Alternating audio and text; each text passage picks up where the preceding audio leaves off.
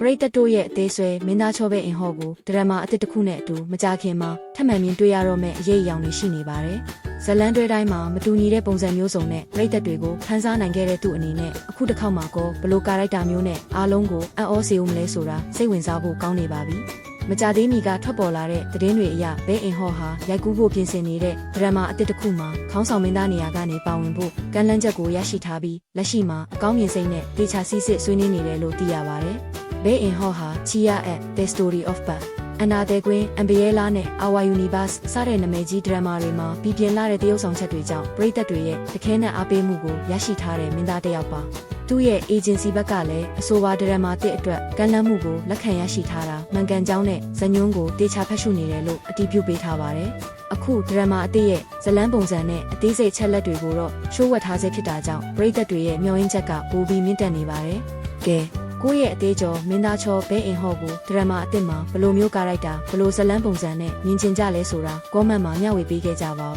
အနုပညာတဲ့အသစ်အစမ်းတွေကိုအမြဲတရအောင်လဲ channel ကို follow လုပ်ထားဖို့မမေ့ပါနဲ့ဦးနော်အားလုံးပဲတာယာတဲ့နေ့လေးဖြစ်ပါစေ